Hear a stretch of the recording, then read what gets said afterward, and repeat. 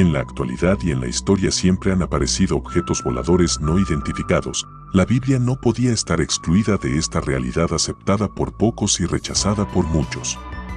A muchos les es difícil admitir que seres extraterrestres tuvieran una presencia e influencia sobre la humanidad desde hace miles de años. Aceptarlo supondría superar nuestras ideas concebidas e inculcadas desde hace años.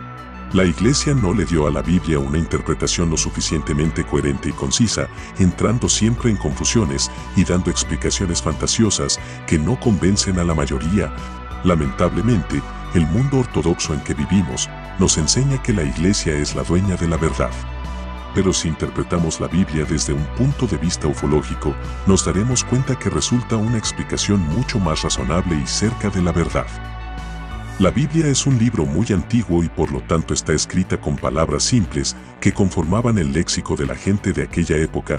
Es así como, cuando recibieron la visita de seres que disponían de tecnología increíble, aún para nosotros hoy en día, los relacionaron con hechos sobrenaturales. Esta dura impresión no les hizo pensar otra cosa que aquellos visitantes eran dioses o ángeles de los cielos. Es así como para describir la presencia de un ovni, utilizaban las palabras torbellino, carro de fuego, nube, rueda llameante o simplemente como una divinidad. En esta ocasión elegí compartir este fascinante iceberg. Iceberg de ovnis en la Biblia. Antes de comenzar el video, seas ateo, agnóstico o creyente, no estaría mal tener una Biblia en mano para que confirmes por ti mismo los datos que trataré. Comencemos. Nivel 1. La creación, ¿pero por quién? Entonces dijo Elohim, hagamos al hombre a imagen nuestra, a nuestra semejanza. Génesis 1:26. La palabra Elohim con que empieza la Biblia judía se traduce como nosotros o los dioses en plural. Tomando en cuenta este pequeño detalle, pregunto, ¿qué pasaría si aceptamos que otras galaxias, sistemas y soles surgieron antes que el nuestro, y que en algunos de estos otros hogares cósmicos se desarrollaron civilizaciones que no son mejores que nosotros, sino que están adelantadas en un diferente momento de evolución? Génesis 2:22. Y Jehová Dios dijo, he aquí que el hombre ha llegado a ser como uno de nosotros, conociendo el bien y el mal.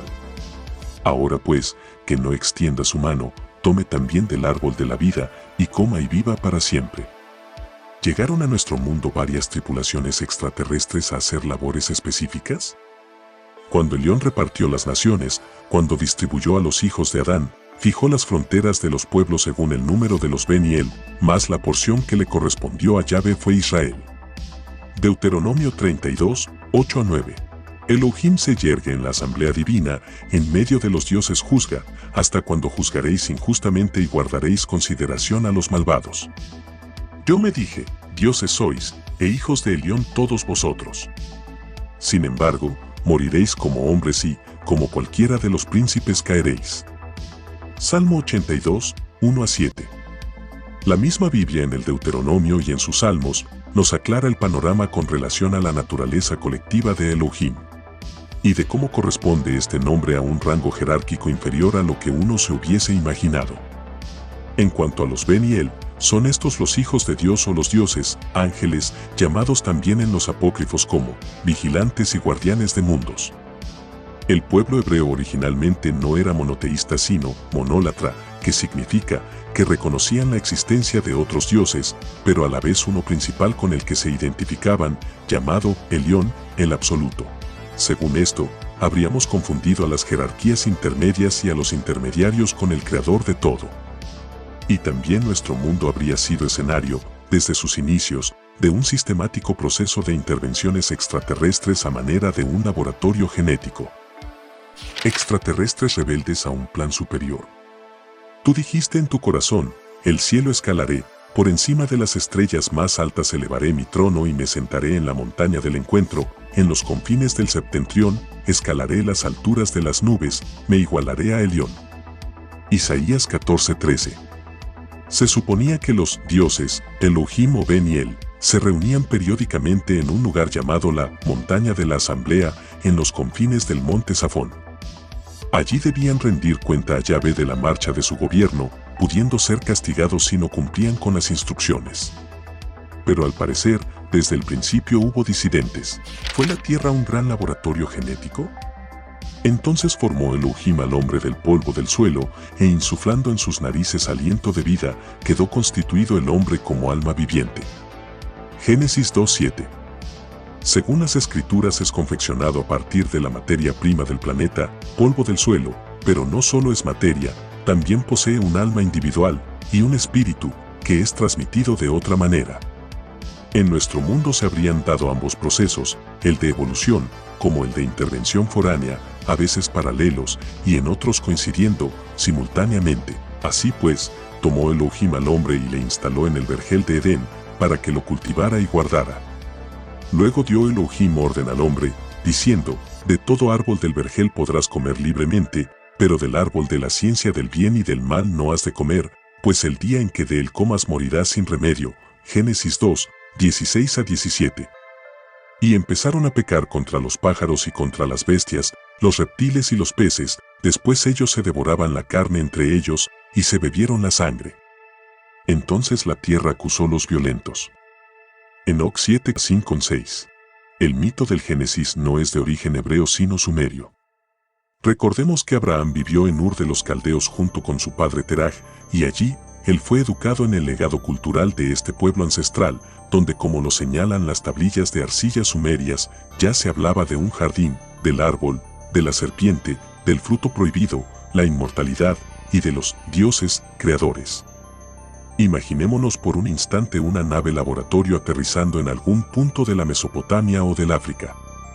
Era una nave invernadero, donde 7 ingenieros genéticos llamados sembradores de vida o jardineros cósmicos, los Elohim, habrían sido enviados por el gobierno de nuestra galaxia, conformado por 24 venerables ancianos sabios, consejo que agrupa a todos los mundos más evolucionados en capacidad de ayudarse y de ayudar, porque habrían considerado el momento oportuno para acelerar el proceso de la vida en este planeta de categoría Ur, de un sistema de una sola estrella, conocido como la Tierra. Para lo cual a un grupo de antepasados nuestros, Adán, se les introduce en esta nave laboratorio, advirtiéndoles que deben ser vegetarianos. Se insiste mucho sobre esto en el libro apócrifo de Enoc, y que deben evitar consumir directamente de ciertas plantas contraproducentes al proceso evolutivo, plantas alucinógenas, porque dañarían el organismo, neuronas del cerebro, y afectarían los vehículos sutiles, afectando también todo el proceso. La serpiente dijo a la mujer: no moriréis por supuesto, es que Elohim sabe que el día en que comáis de aquel árbol, se abrirán vuestros ojos y os haréis como dioses, sabedores del bien y del mal, tendréis discernimiento. Génesis 3:4-5. Es natural que nos preguntemos que, si Elohim era Dios, y Dios, todo lo sabe, porque permitió que la serpiente estuviese allí en el jardín y tentara a la mujer. A menos que él mismo hubiese preparado la trampa. Obviamente esto no puede ser. ¿Pero por qué podrían haber temido que el ser humano desarrollara su discernimiento? Tú eras sello de perfección, lleno de sabiduría y de acabada belleza. En el Edén, jardín espléndido habitabas, toda suerte de piedras preciosas eran tu vestido, y oro era el galón de tu hombrera y de tu escote. Tú eras un querubín consagrado como protector, yo te había establecido tal, estabas en la santa montaña de Elohim, eras uno de los nuestros, y te paseabas en medio de las piedras de fuego. Tú has sido perfecto en tu proceder desde el día de tu creación, hasta que se descubrió en ti la iniquidad.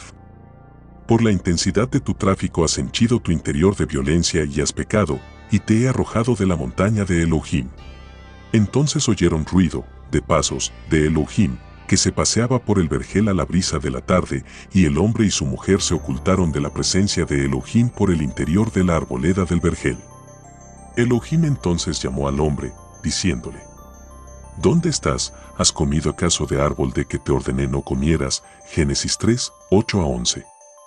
El relato sugiere la presencia manifiesta de alguien que ocupa espacio y que está ajeno o no sabe necesariamente todo cuanto está ocurriendo a su alrededor, lo cual demuestra que no se está hablando de Dios, sino de estos visitantes, quienes ven fracasar el proyecto que tenían previsto por el mal proceder de uno de sus compañeros.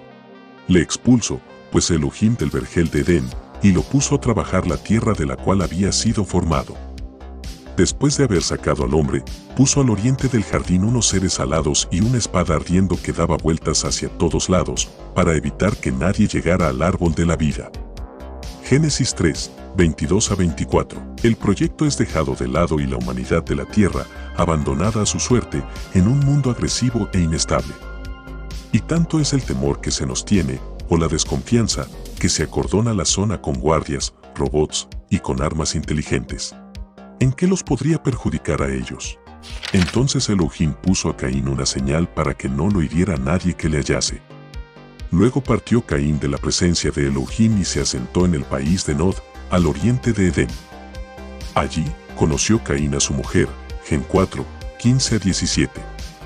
Si Adán y Eva, Caín y Abel eran los únicos sobre la faz de la tierra, ¿quién podría encontrar a Caín que no fueran sus padres, y de dónde sale luego la mujer de Caín? Además, ¿cómo puede ser posible que Caín se aleje de la presencia de Dios, si Dios está en todas partes? Evidentemente no se está hablando de Dios sino de otra entidad mal interpretada como tal y que se ubica en algún lugar determinado del paisaje. Enoc, los vigilantes y los ángeles caídos. ¿Fue Enoc el primer caso de abducción conocido?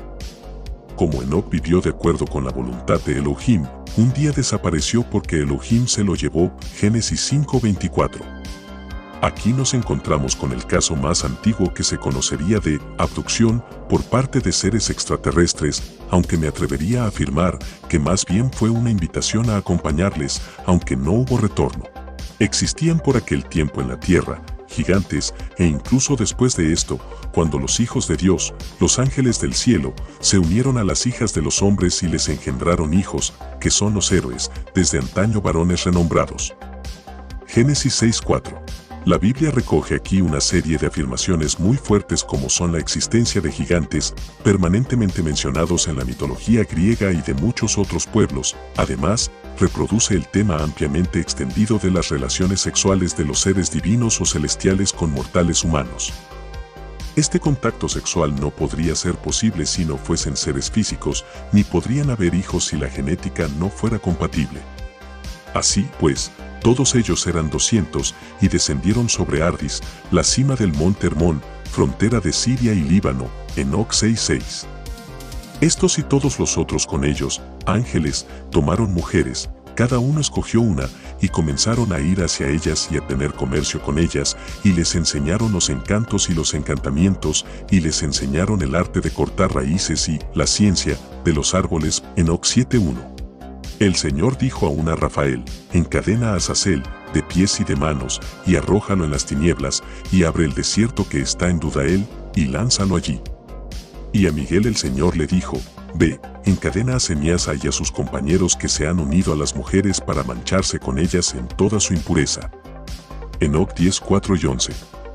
La idea de los ángeles caídos no sería solo la de aquellos que se habrían revelado al plan cósmico o al gobierno de la galaxia, sino también la de un grupo de transgresores que tuvieron contacto sexual con terrestres, cosa que estaba prohibida por los visitantes. Esto del contacto sexual podría haber sido promovido a la distancia por aquellos exiliados que requerían de cuerpos híbridos o mestizos en donde encarnar, ya que ellos directamente no podrían haberlo gestionado, y así habrían abandonado su prisión en la medida que fueran muriendo y naciendo, aunque estarían sujetos a un olvido similar al nuestro de sus procesos anteriores, reencarnación. Destruye pues todas las almas voluptuosas y los hijos de los guardianes, pues ellos han oprimido a los hombres. Enoc 10:15. Allí vi 7 estrellas del cielo, encadenadas juntas en ese lugar, parecidas a grandes montañas, y ardiendo como el fuego. Estas estrellas son las que han transgredido la orden del Señor y ellas han sido encadenadas aquí hasta que pasen 10.000 siglos, número de los días de sus pecados. Enoc 21:3 y 6. Nivel 2. Naves y más naves. Y llegó, tras eso, que vi otro ejército de carros, naves, sobre los que había hombres montados, y ellos iban sobre los vientos, en el cielo, de oriente y de occidente hasta el mediodía. Se oía el rodar de sus carros, Enoc 57,1. Hay aquí una clara descripción de la aparición de naves tripuladas procedentes del cielo llegando a la tierra. El diluvio o una catástrofe cósmica. Dijo, pues Elohim a Noé, he decidido el fin de toda criatura, ya que por su causa la tierra está llena de violencia, y aquí que voy a exterminarlos con la tierra. Gen 6:13. Qué extraño que siendo el no matarás entre los mandamientos más importantes de Dios, se diga que se va a acabar con la violencia, pero utilizando una mayor y más terrible violencia. Además, ¿qué culpa tienen los animales, por ejemplo, si su actuar es meramente instintivo y natural, y tendrá acaso el diluvio de Noé que ver con la legendaria destrucción de la civilización de la Atlántida? Elohim percibió el grato olor, y dijo en su corazón, no volveré a maldecir el suelo por causa del hombre, pues la inclinación del corazón humano es mala desde su mocedad, no volveré a herir a todos los seres vivientes, como he hecho. Génesis 8:21. Este tipo de reflexiones son más propias de alguien muy humano y temperamental, que se arrepiente después de haber metido la pata, destruyéndolo todo en un ataque de rabieta. Y se contradice en todo con el Dios de amor que nos enseñó Jesús, y que siendo justo y compasivo ama a la vida y al ser humano sin menospreciarlo. La Torre de Babel y el conocimiento perdido. Pero Elohim bajó a ver la ciudad y la torre que los hombres estaban construyendo, y pensó, ellos son un solo pueblo y hablan un solo idioma, por eso han comenzado este trabajo, y ahora por nada del mundo van a dejar de hacerlo. Es mejor que bajemos a confundir su idioma, para que no se entiendan entre ellos. Gen 11,5-7. De lo temperamental pasamos al sabotaje malévolo, malintencionado e incomprensible de alguien, un colectivo extraterrestre que teme el progreso del ser humano y que hace lo indecible por evitarlo, llegando hasta hacerle olvidar facultades y capacidades. La disculpa que se da en el relato de que el ser humano unido ofendía al cielo porque estaba construyendo una torre a manera de escalera al cielo, no es más que eso, una simple excusa. La escalera era mental y espiritual, y había quienes querían impedir que llegáramos quizás más alto y más rápido que ellos. Además, el gran temor que la humanidad inspiraba al parecer en los visitantes era que estuviésemos integrados en un mismo propósito, con una actitud de cooperación sin competencia y con ello, fuésemos capaces de ser independientes. Los Sigurat en la Mesopotamia eran torres de observación astronómica y centros de la cultura y expansión del conocimiento. Por ejemplo, en Puebla, México, se menciona una antigua leyenda que hablaba de 7 gigantes que se salvaron del diluvio porque se habían refugiado en una elevada montaña. Una vez que descendieron al valle, decidieron edificar una pirámide muy grande y alta que llegara hasta el cielo para que los protegiera ante futuros desastres. Además, que dicha estructura les serviría para rendir homenaje al dios Tlaloc, dios de las aguas, y como una escalera al cielo, ascender y poder hablar directamente con los dioses. Mas los dioses se sintieron ofendidos y lanzaron fuego sobre el edificio, dispersando a sus constructores, quedando la pirámide inconclusa hasta nuestros días. Esta pirámide sería la de Cholula. Abraham el contactado. Un día Elohim le dijo a Abraham, deja tu tierra, tus padres y la casa de tu padre, para ir a la tierra que yo te voy a mostrar. Con tus descendientes voy a formar una gran nación, por medio de ti bendeciré a todas las familias del mundo. Gen 12:2. Abraham era un semita del clan de Heber, y es llamado por parte de los visitantes a cumplir una misión. Para ello, debe movilizarse por su propio esfuerzo hacia Canaán, con todo el trabajo que esto supone. Llegará a engendrar más de un pueblo, hebreo y árabe, los cuales serán comprometidos a orientar espiritualmente a la humanidad, corrigiendo los desaciertos anteriores, porque como dice la Biblia, el mensaje beneficiaría a todos. Abraham atravesó toda esta región, de Canaán, hasta llegar a Siquem, donde está la encina sagrada de Mor. Los cananeos vivían entonces en aquella región. Allí el Señor se le apareció y le dijo, esta es la tierra, se la voy a dar a tu descendencia. Gen 12, 6-7. Por aquel entonces hubo una gran escasez de alimentos en toda aquella región, y Abraham se fue a vivir a Egipto durante algún tiempo, pues no había nada de comer en el lugar donde vivía. Cuando ya estaba llegando a Egipto, Abraham le dijo a su esposa Sarai, mira, yo sé bien que tú eres una mujer hermosa, y que cuando los egipcios te vean, van a decir, esta mujer es la esposa de este hombre. Entonces a mí me matarán, y a ti te dejarán con vida para quedarse contigo. Por eso, para que me vaya bien y no me maten por causa tuya, diles por favor que eres mi hermana. Gen 12, 10-13. Hoy por hoy las religiones que se precian de ser descendientes del patriarca Abraham destacan en su fe y disposición para acatar la voluntad del Señor, siguiendo propiamente a ciegas un camino hacia una tierra prometida que, según lo anunciado, manaba leche y miel. Pero al poco tiempo de haber llegado tiene que partir hacia Egipto porque hay una gran hambruna. No es extraño que si fuese Dios quien estaba involucrado, no se hubiese enterado de que la región estaba pasando por un pésimo momento antes de enviar a su escogido. ¿Por qué si las relaciones con el jefe estaban tan buenas y estrechas, Dios no solucionó las cosas enviando lluvias y alimento? ¿O es que acaso no era Dios? Al parecer los visitantes lo necesitaban en el lugar ya, y como fuese. El territorio de Canaán, actualmente Israel, es un puente natural entre Asia y África. Con una visión hacia el futuro se sabía que por allí era paso obligado para las más importantes civilizaciones expansionistas, de tal manera que era un buen lugar como para ubicar a un grupo humano programado genéticamente para influenciar la mentalidad de los otros pueblos. También Abraham era una persona especial, además de ser muy inteligente, pero esta persona, Abraham o Abraham, ejemplo de la fe, basta conocerlo bien como para que inmediatamente nos sintamos defraudados. Por ejemplo, cuando le pide a su esposa que finja que era su hermana para que en Egipto no lo maten. ¿Cómo lo podrían matar si es un elegido? ¿Dónde está su fe? ¿Cómo es capaz de exponer a su esposa a la prostitución con tal de no salir perjudicado él? Y gracias a Sara, Abraham se hizo rico o más rico de lo que era, pues recibió cantidad de regalos del faraón. He aquí que mi pacto es contigo, dijo Elohim, y serás padre de multitud de naciones. Y no se llamará más tu nombre Abraham, sino que será tu nombre Abraham, porque te he puesto por padre de multitud de naciones. Y te multiplicaré en gran manera, y haré naciones de ti, y reyes saldrán de ti. Gen 17:4-6. Abraham, como decíamos, fue seleccionado y programada su genética, de tal manera que a través suyo debía surgir un grupo humano que actuara en el futuro como guías espirituales de una buena parte de la humanidad.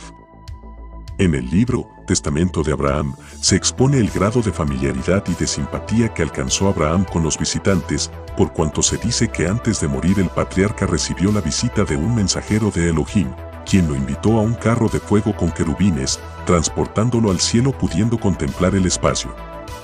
Luego lo regresaron a su tienda. El Señor se le apareció a Abraham en el bosque de encinas de Mamre, mientras Abraham estaba sentado a la entrada de su tienda de campaña, como a mediodía. Abraham levantó la vista y vio que 3 hombres estaban de pie frente a él. Al verlos, se incorporó rápidamente para recibirlos, se inclinó hasta tocar el suelo con la frente, y dijo: «Mi señor, por favor le suplico que no se vaya enseguida. Si a usted le parece bien, voy a pedir un poco de agua para que se laven los pies y luego descansen un rato bajo la sombra del árbol. Ya que han pasado por donde vive este servidor suyo, les voy a traer algo de comer para que repongan sus fuerzas antes de seguir su camino». «Bueno, está bien», contestaron ellos. Abraham les ofreció cuajada y leche, y estuvo atento a servirles mientras ellos comían debajo del árbol. Al terminar de comer, los visitantes le preguntaron a Abraham: «¿Dónde está tu esposa Sara?» «Allí, en la tienda de campaña», respondió él. Entonces uno de ellos dijo: «El año próximo volveré a visitarte, y para entonces tu esposa Sara tendrá un hijo». Abraham y Sara ya eran muy ancianos, y Sara había dejado de tener sus periodos de menstruación. Por ello Sara no pudo aguantar la risa, y pensó: «¿Cómo voy a tener este gusto, ahora que mi esposo y yo estamos tan viejos?». Pero el Señor le dijo a Abraham: «¿Por qué se ríe Sara? ¿No cree que pueda tener un hijo a pesar de su edad? ¿Hay algo tan difícil que el Señor no pueda hacerlo?». Gen 18:1-14. Un arma nuclear cae sobre Sodoma y Gomorra. Génesis 19:24-28. Entonces Yahvé hizo llover sobre Sodoma y sobre Gomorra azufre y fuego que venía de Yahvé desde el cielo. Y destruyó aquellas ciudades y toda la llanura con todos los habitantes de las ciudades hasta las plantas del suelo. Mas la mujer de Lot miró atrás y se convirtió en estatua de sal.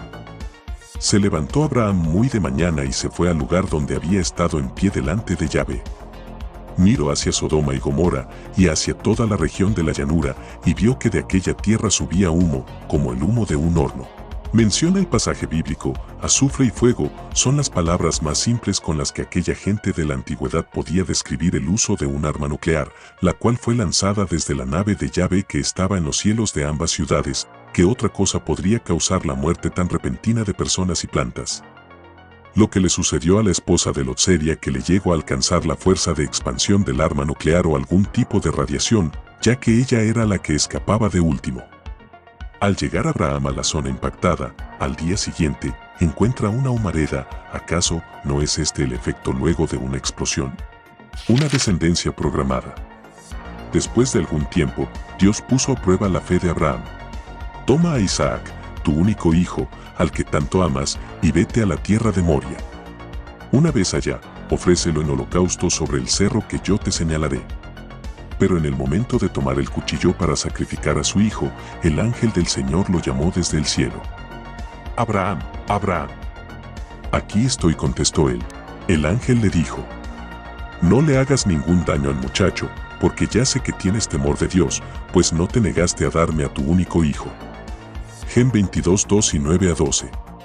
Cuando Abraham llegó a Canaán, se encontró que los pueblos cananeos tenían la muy mala costumbre de sacrificar sus hijos primogénitos en lo alto de los cerros a sus dioses, algo que Abraham inmediatamente rechazó.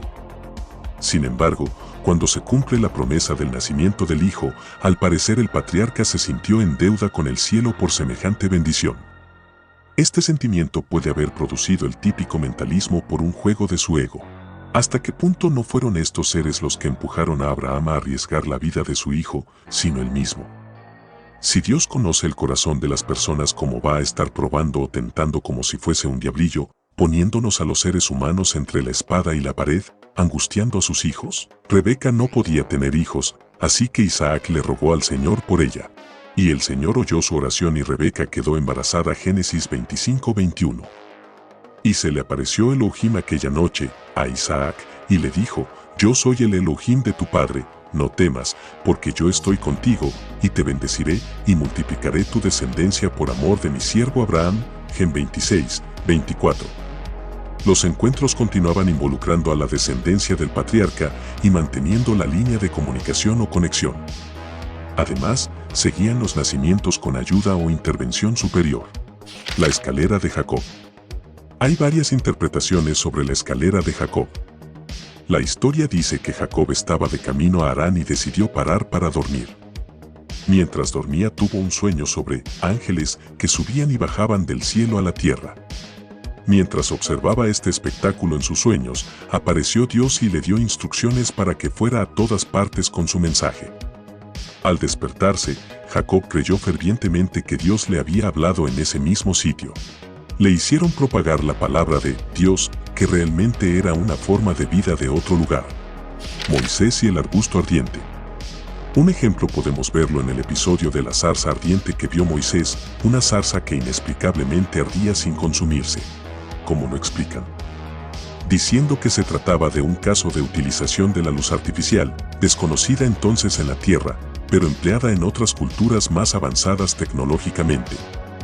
De la misma manera, lo que había detrás de aquella presencia divina que guiaba al pueblo de Israel por el desierto, en forma de columna de nube durante el día y de fuego por la noche, no sería otra cosa que una aeronave que se mantenía a cierta altura. Las apariciones de los visitantes suelen estar rodeadas de manifestaciones luminosas o de fuego, de ruidos extraños y demás, pero en esta ocasión, nos encontramos con un fenómeno natural, real y vigente. El tipo de zarza en cuestión tiene una concentración de aceite en sus ramas que hace que bajo ciertas circunstancias, incluso hoy en día, se encienda en fuego pero no se consuma. ¿Podría haber sido esto aprovechado por los Elohim para atraer de una manera sencilla la curiosidad de Moisés y para que una vez que estos seres se marcharan, cada vez que se volviese a producir el mismo fenómeno, la gente sintiera el consuelo de la compañía celestial? Yahvé iba en una nave espacial. Éxodo 13, 21-22. E iba Yahvé al frente de ellos, de día en una columna de nube para guiarlos en el camino y de noche en una columna de fuego para alumbrarlos. Para interpretar este pasaje bíblico cabe anotar que se han reportado casos en la actualidad donde se han visto ovnis que usan como camuflaje un humo o gas y dan la impresión de ser verdaderas nubes. Al referirse a este pasaje, que Yahvé iba en una columna, se trataría de una nave nodriza, las típicas con forma de cigarro o puro. Yahvé se desplazaba a voluntad en un vehículo aéreo que en las noches iluminaba a los judíos con las potentes luces que emitía. Éxodo 14:19-20. Se levantó el ángel de Yahvé que marchaba al frente del ejército de Israel y se puso detrás de ellos. Se levantó también la columna de nube de delante de ellos y se colocó a la espalda, intercalándose así entre el campamento de los egipcios y el campamento de los israelíes.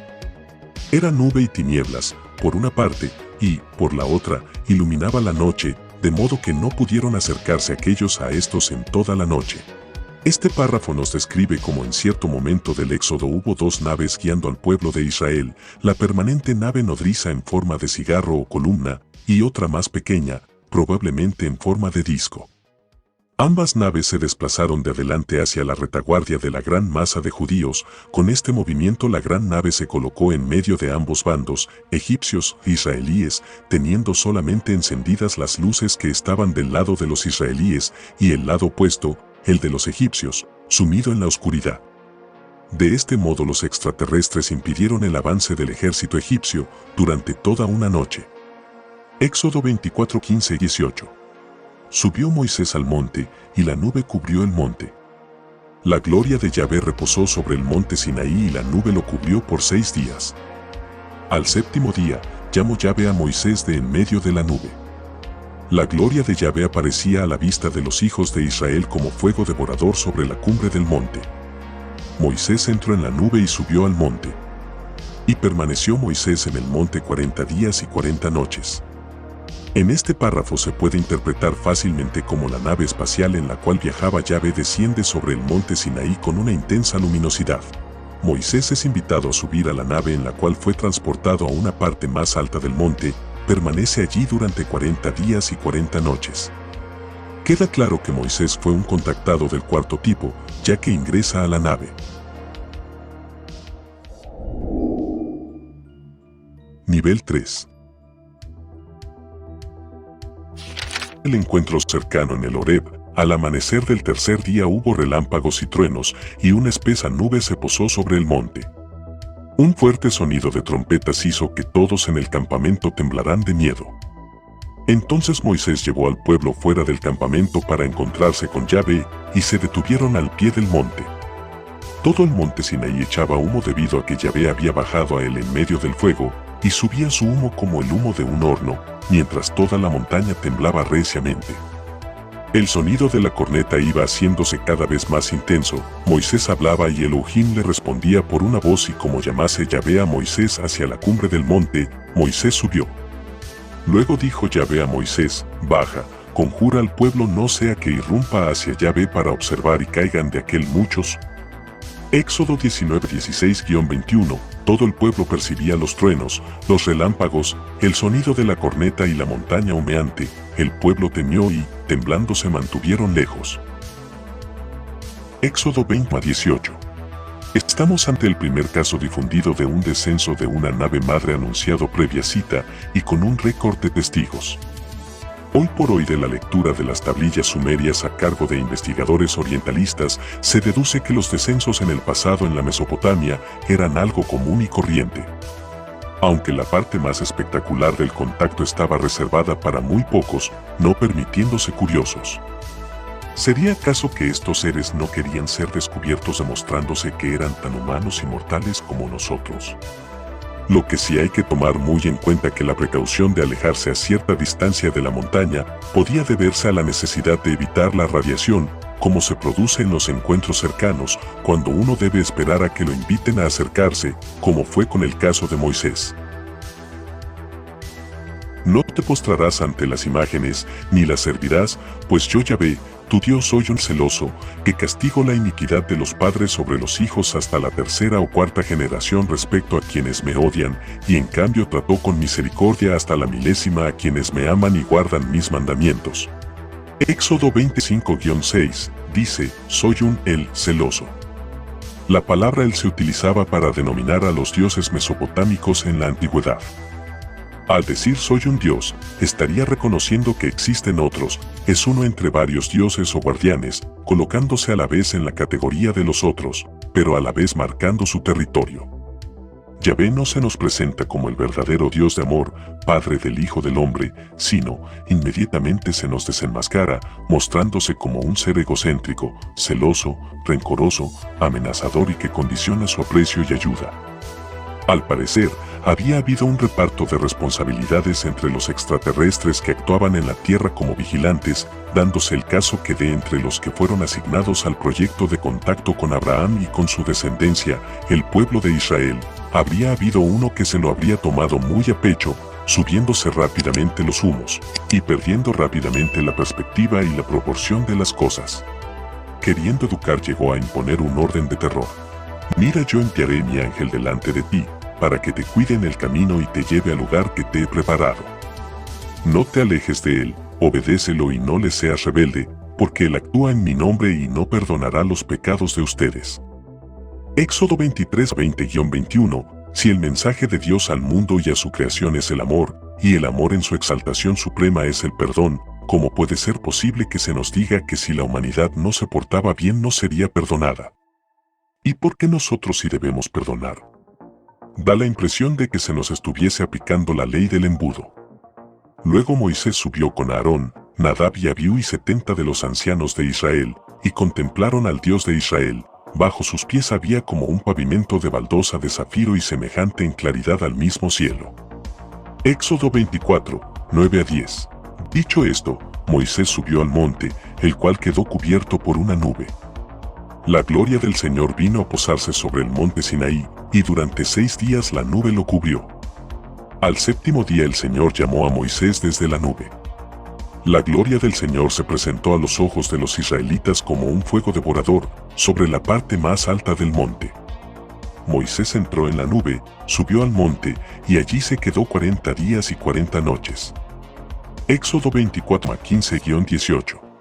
Moisés es invitado a entrar directamente en el área inmediata a la nave, contemplando hasta el piso, y el pueblo era testigo de ello. Pero la nave permanecía cubierta para evitar de que la gente viese la forma que tenía y luego se confundieran pensando que la forma divina de Dios es la de una astronave en forma de disco u ovalo. Un arca copiada de otra, haz un cofre de madera, cúbrelo de oro puro por dentro y por fuera, y ponle un ribete de oro alrededor. Hazle también 4 argollas de oro, y pónselas en las 4 patas, 2 de un lado y 2 del otro. Haz también travesaños de madera de acacia, cúbrelos de oro, y pásalos a través de las argollas que están a los costados del cofre, para que pueda ser levantado con ellos, y coloca en el cofre la ley que te voy a dar. Haz una tapa de oro puro, que mida 1,10 m de largo por 65 centímetros de ancho, con 2 seres alados de oro labrado a martillo en los 2 extremos, el uno frente al otro, pero con la cara hacia la tapa, y sus alas deben quedar extendidas por encima de la tapa cubriéndola con ellas. Éxodo 25:10-20. Cuando uno recorre los antiguos templos egipcios se encuentra con la representación en los muros de la procesión de la barca solar, en la que los sacerdotes egipcios llevaban en andas el naos, que era una arca dorada con 2 seres femeninos alados en la tapa, la diosa Isis, guardiana de los velos del conocimiento oculto. Según el ocultismo egipcio, en el interior de esta arca se guardaban las tablas esmeralda de Sat-el-Atlante, herencia de la sabiduría traída a Egipto por Sat. El pedido de hacer un arca de la alianza hebrea similar al arca egipcia podría haber sido un plagio de lo observado en Egipto, o un genuino pedido de confeccionar algo similar, por parte de los Elohim, quienes serían los mismos seres que han actuado antes y ahora con los distintos pueblos. Sabemos que Moisés es un nombre egipcio, significa hijo de. Todos los faraones egipcios solían utilizar el nombre Moisés, como por ejemplo Mosis, Amón Moisés, el hijo de Amón, Tutmosis, Tot Moisés, el hijo de Sat, y hasta Ramsés o Ramos, Ra Moisés, el hijo de Ra. Moisés había sido educado en la casa del faraón, y probablemente iniciado en el sumo sacerdocio de Amón, frecuentando los santuarios de los templos donde existía el arca egipcia. ¿Será realmente que Elohim o Yahvé le pidió que mandara a hacer el arca hebrea, o simplemente fue una ingeniosa copia? Recordemos que el pueblo hebreo vivió un largo proceso de transculturización a lo largo de su historia, llegándose a detectar, por ejemplo, que algunos salmos atribuidos al rey David, 930 a.C., se encuentran casi textuales en los papiros que conforman el Amenenope, libro del faraón Amenofis III. Quizás lo que ocurría era que al no existir el copyright, era sabiduría popular que era copiada y retransmitida fuera de su contexto original o con ligeras variaciones. También encontramos que en el Deuteronomio y en Levítico se hace constancia expresa de que no deben hacerse imágenes de ningún tipo. Y con el arca se contraviene esto mismo. No se debía representar para nada ni lo que hay en el cielo ni lo que hay en la tierra. Entonces, si eran tan estrictos, viene la pregunta, ¿por qué se pide que el arca hebrea lleve los 2 querubines en la tapa, si ello de por sí es una transgresión a las mismas leyes dadas por la misma fuente? Pero, de todas maneras, el arca no era un mero artefacto de culto o adorno decorativo, tenía una carga eléctrica. Precisamente en universidades norteamericanas se ha buscado reproducirlo aplicando las instrucciones bíblicas, resultando una tensión eléctrica de centenares de voltios. El condensador estaba formado por las láminas de oro, una positiva y otra negativa. Por tanto, se ha especulado sobre las posibles aplicaciones incluyendo, entre los investigadores más liberales, el que fuera parte de un radiotransmisor. Ánimos cambiantes y poca paciencia, más viendo el pueblo que Moisés tardaba en bajar de la montaña, se congregó en torno a Aarón, y dijéronle, Ea, haznos Elohim, dioses, que marchen delante nuestro, a la usanza de Egipto, pues ese Moisés, el hombre que nos sacó de Egipto, no sabemos qué ha sido de él. Respondióles Aarón, arrancad los zarcillos de oro que penden de las orejas de vuestras mujeres, de vuestros hijos e hijas, y traédmelos. Él lo tomó de sus manos, le dio forma con el buril y lo transformó en un becerro de fundición. Entonces exclamaron, estos son tus Elohim, Israel, que te han sacado de Egipto. Cuando Aarón vio esto, construyó un altar delante de aquel y echó un pregón, diciendo, mañana habrá fiesta en honor a Yahvé. Al día siguiente levantáronse temprano, ofrecieron holocaustos y presentaron víctimas pacíficas, luego sentóse el pueblo a comer y a beber, y después se levantaron para divertirse. Éxodo 32, 1, 6. Me he fijado en esta gente, y me he dado cuenta de que son muy tercos. Ahora déjame en paz, que estoy ardiendo de enojo y voy a acabar con ellos. Moisés entonces trató de aplacar el rostro de Yahvé, su Elohim, y dijo, ¿por qué, oh Yahvé, se ha de inflamar tu cólera contra tu pueblo, a quien has sacado de Egipto con gran potencia y mano fuerte?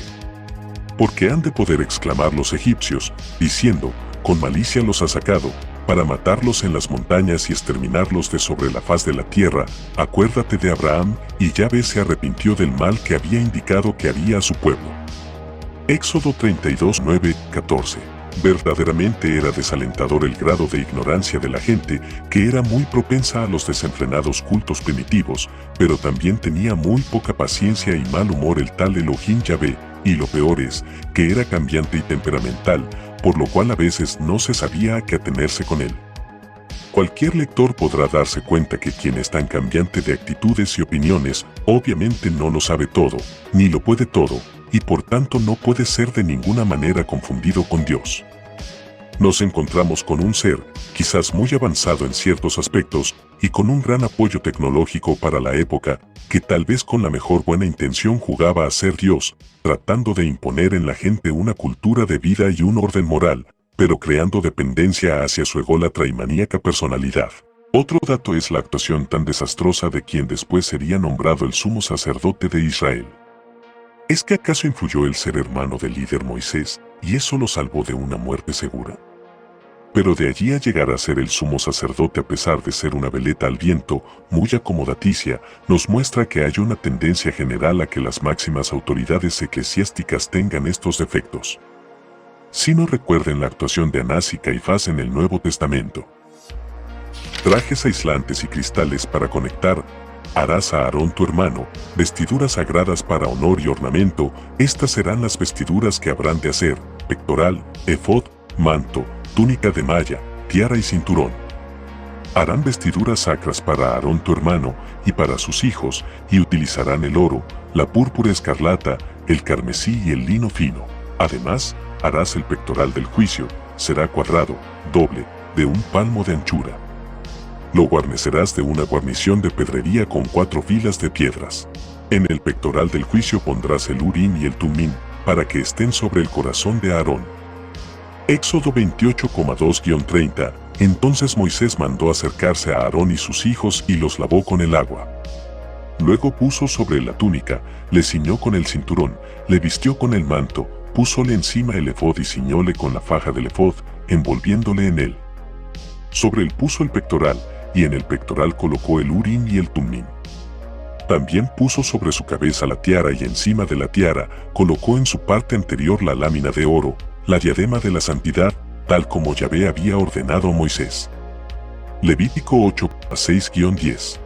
Siendo el arca un objeto tan especial y peligroso, y los contactos con ella y con la nube experiencias que exigían sumo cuidado, nos encontramos con la exigencia de ornamentos especiales por parte de los Elohim, tanto para mantener aislados a los sacerdotes, como para aprovechar las energías allí liberadas, entrar en conexión y hasta poder tener expansiones de conciencia o captaciones más profundas. Para esto nos encontramos con las piedras de Urim y el Tumim, que son para la adivinación, y que van en un peto en el pecho. El rostro de Dios. Moisés tomó la tienda de campaña y la puso a cierta distancia fuera del campamento, y la llamó tienda del encuentro con Dios. Cuando alguien quería consultar al Señor, iba a la tienda, la cual estaba fuera del campamento.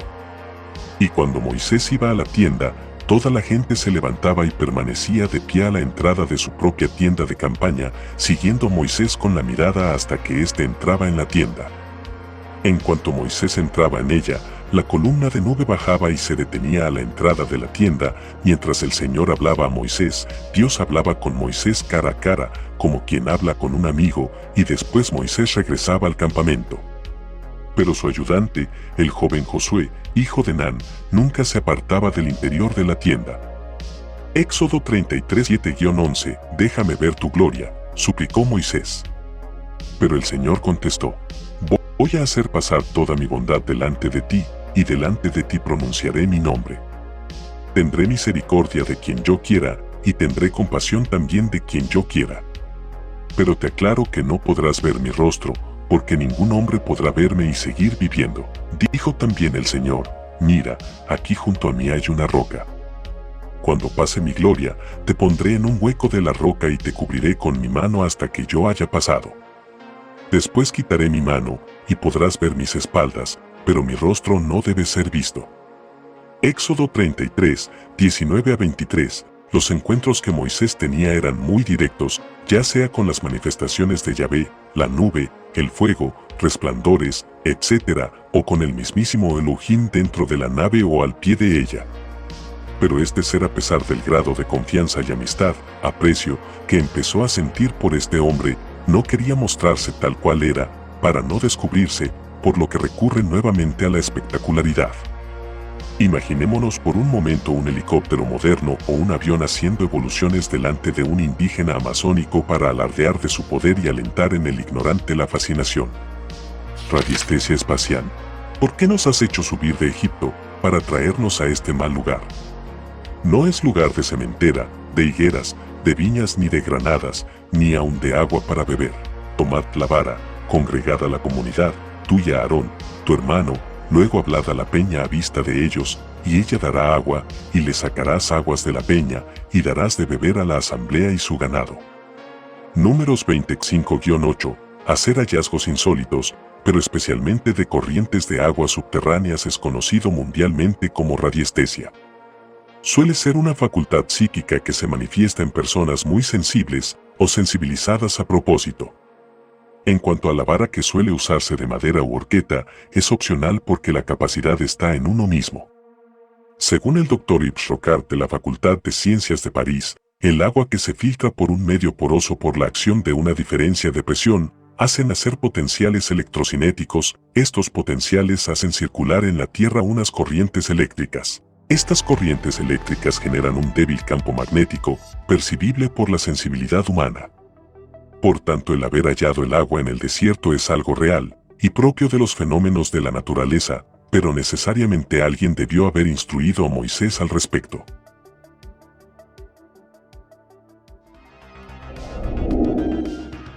Nivel 4. Gigantes y bolas de fuego. Porque únicamente Ag, rey de Basán, había quedado del resto de los gigantes. Su lecho era de hierro. ¿Acaso se conserva en naves de los amonitas? Su longitud es de 9 codos, y su anchura de 4 codos, según el codo de un hombre. Deuteronomio 3:11, una cama de 4 metros y medio de largo era algo impresionante, y a menos que a la persona le gustara la holgura o dormir muy acompañado, realmente era para alguien gigantesco. Pero no es el único caso mencionado en la Biblia. En su equipo deberán llevar siempre una estaca, para que cuando tengan que hacer sus necesidades, hagan un hoyo con la estaca y luego, cuando hayan terminado, tapen con tierra el excremento. Porque Elohim anda entre ustedes, en el campamento, para protegerlos y darles la victoria sobre sus enemigos. Por tanto, el campamento de ustedes debe ser un lugar santo, limpio, para que Dios no vea ninguna cosa indecente en él, pues de los contrarios se apartaría de ustedes. Deuteronomio 23, 13-14. Al parecer Elohim visitaba el campamento hebreo de incógnito y le molestaba mucho los malos olores y la inmundicia, a tal punto que amenazaba con marcharse si no instalan baños portátiles. Pero, ¿cómo eran esas visitas? Uno de los fenómenos ovni más frecuentes en la actualidad son las caneplas, ojos de gato o esferas luminosas inteligentes, que suelen ser cámaras de televisión controladas a distancia desde las naves extraterrestres para observarlo todo. Suelen medir unos 30 centímetros y las más grandes 1,5 metros o 3 metros de diámetro. Son de color plateado, rojo, naranja, verde, amarillo o hasta totalmente transparentes.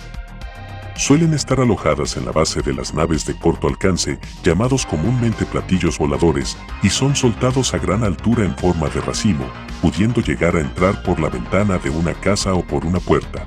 Yahvé vino del Sinaí, les fulguró desde Sir, resplandeció desde el monte Parán, y llegó a Meribá de Cadés, con la ley de fuego a su mano derecha. Deuteronomio 33,2, ¿bolas de fuego? ¿Espadas de fuego? ¿Qué es aquello que resplandece e ilumina más allá de toda posible mención simbólica? Quizás la observación de ovnis o naves espaciales en las que venían los Elohim o en las que se transportaba aquel que era conocido como Yahvé. Estando Josué cerca de Jericó, alzó sus ojos y vio un varón que estaba delante de él, le Yahvé allí por tal negligencia, muriendo allí mismo. Samuel 6:6-7, las propiedades radioactivas del Arca de la Alianza y el voltaje que era capaz de producir hicieron que hasta el mismo rey David le temiera. El templo como central de telecomunicaciones y vació 2 columnas de bronce, la altura de cada una era de 18 codos, y rodeaba a una y otra un hilo de 12 codos. Hizo también 2 capiteles de fundición de bronce para que fuesen puestos sobre las cabezas de las columnas. Había trenzas a manera de red y unos cordones a manera de cadenas para los capiteles que se habían de poner sobre las cabezas de las columnas, 7 para cada capitel, y Reyes 7, 15-17, y los sacerdotes metieron el arca de la alianza de Elohim en su lugar, en el santuario de la casa, en el lugar santísimo, debajo de las alas de los querubines.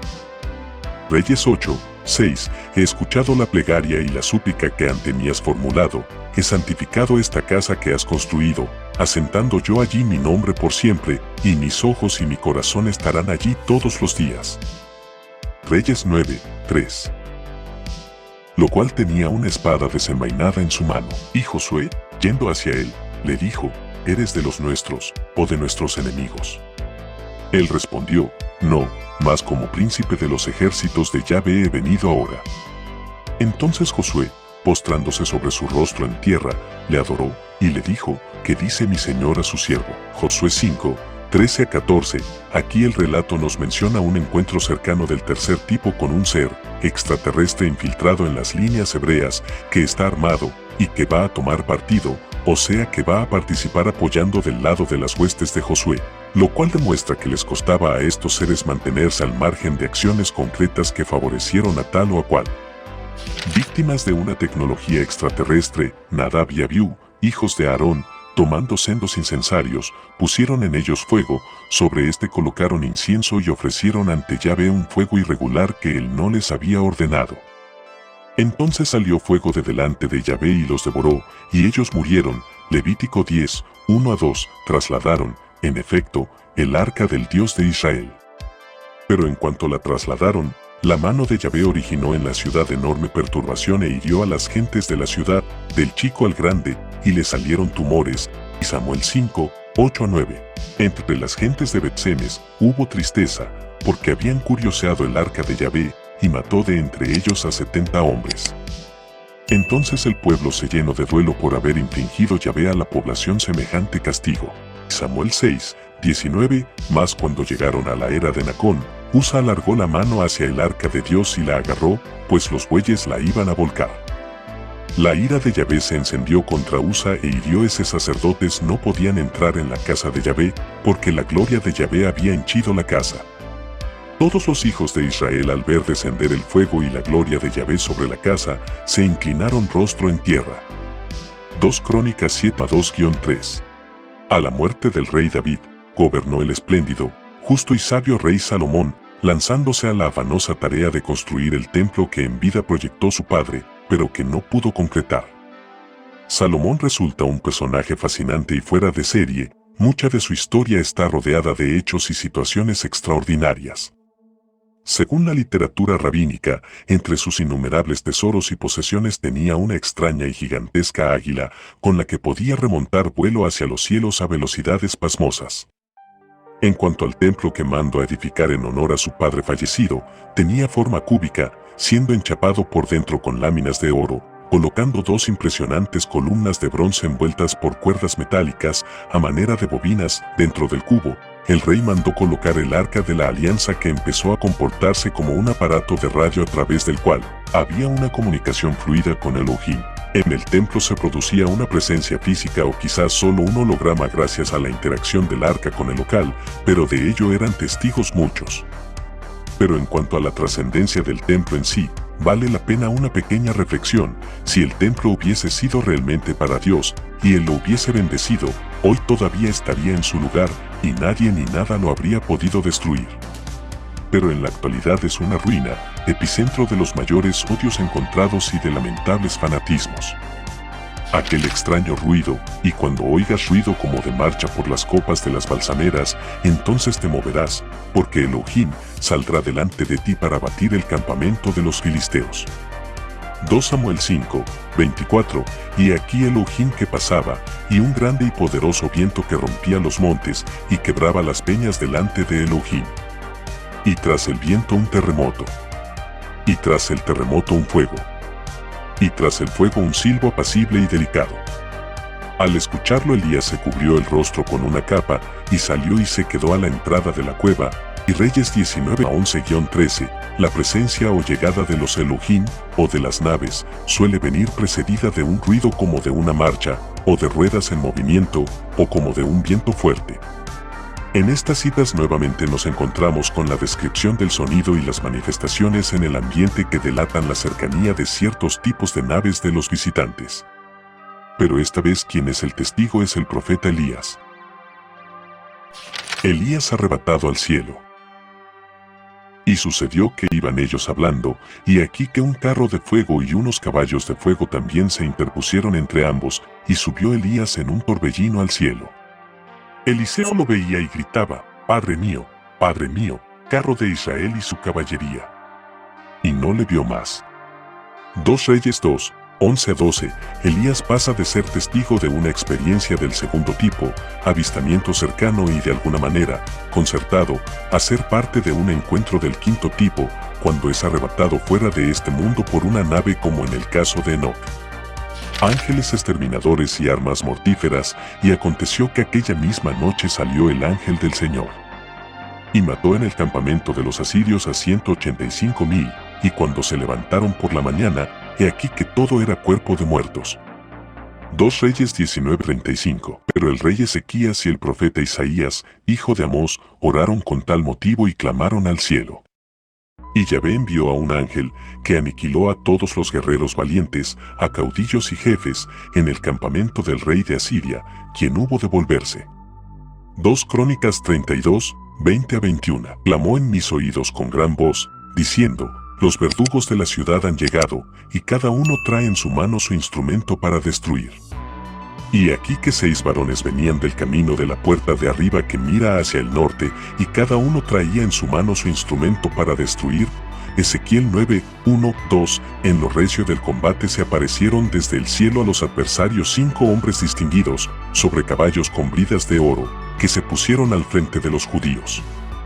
2 de ellos tomaron en medio al macabeo, y, protegiéndolo con sus armaduras, le preservaron ileso, lanzando en cambio a los adversarios flechas y rayos. 2 Macabeos 10, 29 a 30.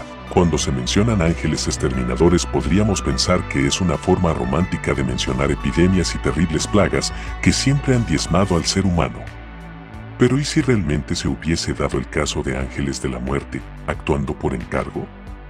Además, está el caso, ya mencionado antes, de cuando se describe la presencia de seres de aspecto humano utilizando algún tipo de arma. Estos instrumentos para destruir no sugieren algo simbólico sino algo real y concreto, ¿acaso armas de alta tecnología? A pesar de que, como ya hemos dicho antes, no es ético tomar partido efectivo por uno u otro, podemos evitar la injusticia y el abuso, pero no abusando de la fuerza en el intento, sino mantendríamos la cadena de la injusticia. Hay momentos en que la acción directa escapó en mucho a los límites de intervención por parte de los extraterrestres, afanados en lograr la supervivencia de un grupo humano programada genéticamente para cumplir una complicada labor. Naves espaciales que inspiran temor. Con solo ver a Leviatán, cualquiera se desmaya de miedo. Si alguien lo provoca, se pone furioso, nadie es capaz de hacerle frente. ¿Quién que se le enfrente saldrá sano y salvo? Nadie en todo el mundo. No dejaré de mencionar sus patas y su fuerza sin igual. ¿Quién puede quitarle el cuero que le cubre o atravesar su doble coraza protectora? ¿Quién puede abrirle el hocico con su cerco de terribles dientes? Sus lomos son hileras de escudos cerrados y duros como la piedra. Tan apretados están unos contra otros que ni el aire puede pasar entre ellos. Tan unidos y trabados están que nadie puede separarlos. Sus estornudos son como relámpagos, sus ojos brillan como el sol cuando amanece. De su hocico salen llamaradas y se escapan chispas de fuego. De sus narices sale humo como de calderas que hierve al fuego. Job 41, 9 a 20. De nuevo alcé mis ojos y miré, y aquí 4 carros que salían de entre 2 montes, y aquellos montes eran de bronce. En el primer carro había caballos alazanes, en el segundo carro caballos negros, en el tercer carro caballos blancos, y en el cuarto carro por caballos tordillos. Zacarías 6, 1 a 3. La serpiente Leviatán o el dragón nos hace recordar a Kukulcán, la serpiente emplumada. Su presencia produce miedo, su estructura es como una doble coraza, metálica. Sus flancos o lomos son como escudos, naves pequeñas en forma de discos bruñidos. Es la típica nave nodriza alargada en forma de cilindro. Y también en este pasaje, como en el siguiente, nuevamente se cita el avistamiento de naves de diferentes colores conteniendo o saliendo de una nave madre. Entre tanto, el Señor había dispuesto un enorme pez para que se tragara a Jonás. Y Jonás pasó 3 días y 3 noches dentro del pez. Jonás 1, 17. Estamos frente a un caso de un OVNI, objeto submarino no identificado. Jonás no ha querido hacer caso, rechazando el pedido del Señor de ir a predicar a Nínive la conversión de la gente, y tratando de huir de Yahvé, es tragado por una nave que tiene tanto autonomía de vuelo en el cielo como de movimiento en el agua. Y durante 3 días tratan de convencerlo de que es él, el propio ser humano representado en Jonás, el que elabore su propio cambio, a través de la entrega y la renuncia. Hay momentos en que, en comparación con otras actuaciones, se ve que los extraterrestres se tornan muy escrupulosos en sus intervenciones, no queriendo crear dependencia, ni restarle méritos al ser humano. ¿Será que vienen distintos con actitudes diferentes? Pero siguen presionando. Si hubiese sido una ballena o cachalote el que se tragara al profeta, los jugos gástricos del animal lo hubiesen matado. Porque el Señor llega en medio de fuego, sus carros parecen un torbellino, va a descargar el ardor de su ira y las llamas ardientes de su castigo. Isaías 66, 15. Entonces vi que del norte venía un viento huracanado, de una gran nube salía un fuego como de relámpagos, y en su derredor había un fuerte resplandor. En medio del fuego brillaba algo semejante al metal bruñido, y en el centro mismo había algo parecido a 4 seres con aspecto humano. Cada uno de ellos tenía 4 caras y 4 alas. El aspecto de los seres era como de carbones encendidos o como algo parecido a antorchas que iban y venían en medio de ellos. El fuego era resplandeciente. Miré a aquellos seres y vi que en el suelo, al lado de cada uno de ellos había una rueda. Las 4 ruedas eran iguales y, por la manera en que estaban hechas, brillaban como el topacio. Parecía como si dentro de cada rueda hubiera otra rueda. Por encima de sus cabezas se veía una especie de bóveda, brillante como el cristal. Encima de la bóveda había algo como un trono que parecía de zafiro y sobre aquella especie de trono había alguien que parecía un hombre. Ezequiel 1:4-26. Yo soy Rafael, uno de los 7 ángeles que asisten y entran ante la gloria del Señor. Los 2 se turbaron y cayeron de bruces llenos de miedo. Pero les dijo, no temáis, la paz con vosotros, alabad a Dios por todos los siglos. Cuando yo estaba con vosotros, no estaba con vosotros por mi favor, sino por voluntad de Dios. Tobías 12:15-18. Vi descender del cielo a otro ángel fuerte, envuelto en una nube, con el arco iris sobre su cabeza. Apocalipsis 10:1. Y oyeron una gran voz del cielo, que les decía, subid acá. Y subieron al cielo en una nube, y sus enemigos los vieron. Apocalipsis 11:12. La vinculación de ángeles con nubes, luces, resplandores y fuego que llega a intimidar a enemigos como hemos visto, se ha repetido como una constante a lo largo de toda la Biblia. Pero acá nos encontramos con pasajes que advierten el retorno de las naves, pero para una acción como más radical o para un contacto más directo.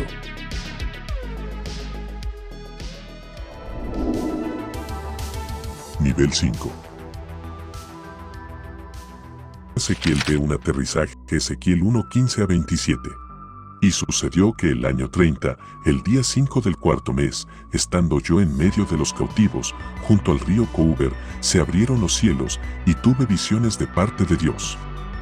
En el día 5 del mes, en el año 5º de la deportación del rey Jeconías, llegó la palabra de Yahvé a Ezequiel, hijo de Busí, en la tierra de los caldeos, junto al río Couber, y fue allí sobre la mano de Yahvé.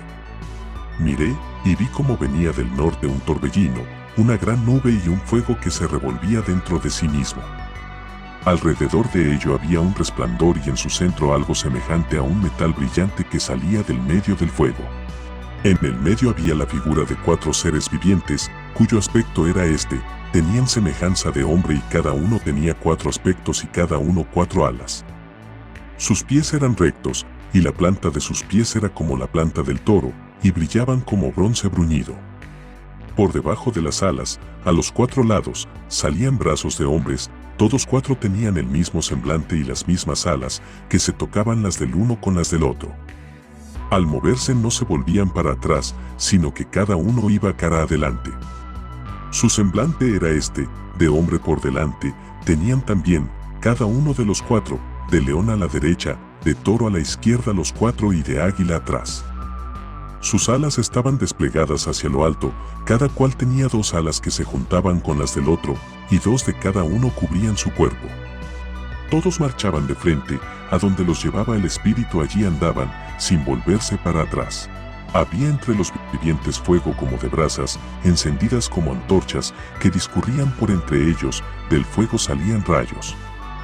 Los vivientes iban y venían como el relámpago. Y mirando a los vivientes, descubrí junto a cada uno de ellos una rueda que tocaba la tierra. Las ruedas parecían de turquesa, eran todas iguales, y cada una dispuesta como si hubiese una rueda dentro de otra rueda. Cuando avanzaban marchaban hacia los 4 lados, y no se volvían al caminar. Sus llantas eran muy altas y causaban espanto, pues las llantas estaban todo en derredor llenas de ojos.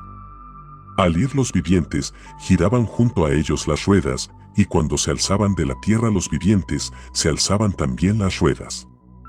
Hacia donde los llevaba el espíritu a marchar, marchaban, y las ruedas se alzaban a la vez con ellos, porque tenían las ruedas espíritu de vida. Cuando iban ellos, iban las ruedas, cuando ellos se paraban ellas, y cuando se alzaban de la tierra, se alzaban porque había en las ruedas espíritu de vida. Sobre la cabeza de los vivientes había una semejanza de firmamento, como de cristal deslumbrante, que se extendía por encima de sus cabezas. Y por debajo del firmamento estaban extendidas sus alas, una frente a la otra, cada uno tenía dos por un lado y por el otro, las cuales les cubrían el cuerpo. Oía el ruido de las alas como ruido de río caudaloso, como voz del Todopoderoso, cuando marchaban, como estruendo de campamento, cuando se detenían plegaban las alas. Y una voz salía del firmamento que estaba sobre sus cabezas. Al pararse ellos plegaron sus alas. Sobre el firmamento que estaba sobre sus cabezas había una piedra de apariencia de zafiro a modo de trono, y sobre la semejanza del trono, en lo alto, una figura semejante a un hombre que se erguía sobre él, y de lo que él aparecía de cintura arriba, era como el fulgor de un metal resplandeciente y de cintura abajo, como el resplandor del fuego y todo en derredor suyo resplandecía. El resplandor que lo rodeaba todo en torno era como el arco que aparece en las nubes en día de lluvia. Esta era la apariencia de la imagen de la gloria de Yahvé. A tal vista caí rostro a tierra, pero oí la voz de uno que hablaba. En el versículo 1, en dicho momento es muy posible que el profeta se hallase solo junto al río Couber. Cuando Ezequiel refiere que los cielos se abrieron, no se refiere a que se separaran materialmente. Aquí hay que entender que lo que se abre es la fe de Ezequiel al ver que del cielo surgía una manifestación sobrenatural para él. En el versículo 3, al decir que fue sobre la mano de Yahvé se debe de estar refiriendo a una fuerte impresión, a una violenta conmoción interna de Ezequiel a la vista de aquel increíble prodigio. En el versículo 4, resulta una extraordinaria descripción que hace el profeta Ezequiel de una nave girando sobre sí misma, menciona claramente que se revolvía dentro de sí misma. Da detalle además del intenso resplandor que emitía el artefacto, así como también hace mención del material que estaba hecha la nave, menciona sobre un metal brillante que lograba verse en medio del resplandor. En el versículo 5, Ezequiel, como cualquier ciudadano de su época, no había tenido en su vida ocasión de ver un aparato automático. Imaginémoslo pues viendo un aparato del que, sin mediar intervención humana alguna, surgen de repente 4 artefactos, tren de aterrizaje. Al desplegarse estos, el profeta cree ver, inevitablemente, seres animados, seres vivos, que se mueven por sí solos, y al adoptar estos la forma vertical, que es la que se asume el hombre, los compara con animales de forma vagamente humana. Por otra parte, Ezequiel conoce únicamente la tracción animal para cualquier tipo rudimentario de vehículo. Al interpretar la visión que tuvo como vehículo de Yahvé, como carro de Yahvé, el tren de aterrizaje se convierte automáticamente para él en los animales que tiran del carro.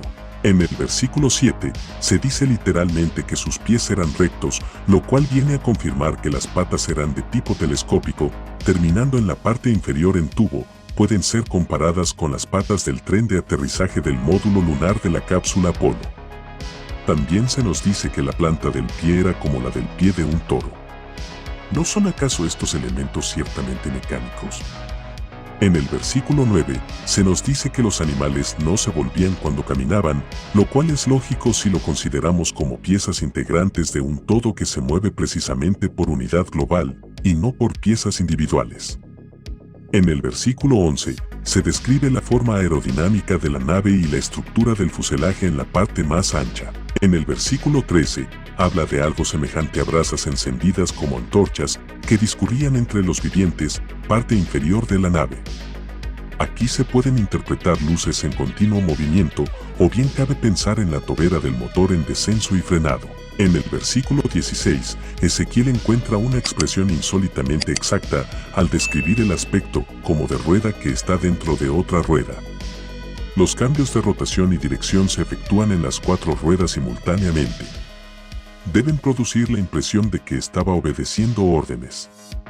Es por ello muy natural que Ezequiel confunda, por decirlo así, causa y efecto, ve seres vivientes que se mueven, y a su lado las ruedas siguiendo simplemente su movimiento. Esta manera de funcionar corresponde a las ruedas que él conoce. El que la propia rueda pudiese proporcionar el impulso para el movimiento era en su época desconocido. Pero en los versículos 18 a 19, Ezequiel se refiere a las ruedas. Sabemos que cada llanta gira sobre sí misma, mientras que la rueda lo hace como un todo. Un tipo de diseño de rueda es la inclusión de discos motrices para el giro particular de las llantas.